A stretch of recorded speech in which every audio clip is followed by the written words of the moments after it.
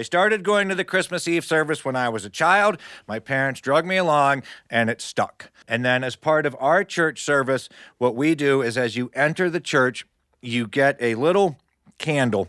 And after we sing Silent Night, somebody comes down from the altar with the Christ candle and lights the two people in the front pew. They get their candle lit, and then you turn to your neighbor and you light their candle. And this symbolizes the light of Christ coming into the world. But as a small child, I figured out that if I held that candle as tightly as I could in my hand for as long as I could heat it up. And once I could heat it up, I could bend it. And my goal became to hold that candle long enough that I could bend it into a perfect circle.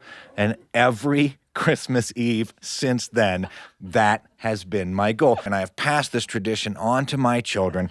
And we got to church on Christmas Eve. They were pretty small. We walked in and they handed us the candles. There's a little piece of paper on it to keep the wax from dripping on your hand. But immediately we stripped off those pieces of paper. And I was telling my children, because they were small, and I said, you got to hold it. You got to be patient. You have to hold it as long as you can. There's going to be a voice in your head saying it's long enough, but you got to hold out. And my wife said, what are you doing? And I, nothing. We're getting ready to go into the church service. And she said, you're not talking about bending candles, are you? Of course we're not talking about bending candles. She's Baptist. She thinks church is all about God and Jesus. And so the preacher was up there doing his thing, and the choir was doing their thing, and we were all looking around holding the candles. I'm thinking, hold out.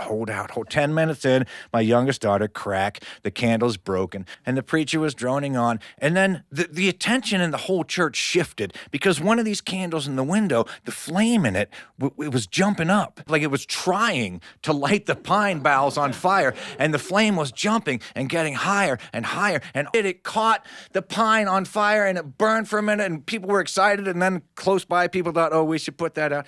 But all of that was great because it had distracted me, and it had given me 45 minutes to hold my candle without bending it, and I opened my hand, and the kids knew that I'd had it the whole time, and they were looking at me, and I was bending my candle, bending it, and it was getting closer and closer, and snap, it broke. My children's candles were a mess too, and it came time to sing Silent Night. Everybody stood up, the light came forward, they started lighting it, the sanctuary was getting brighter, and then I lit my youngest daughter's candle, and she lit her sister's candle, and my wife opened up her hand, and her candle was a perfect circle.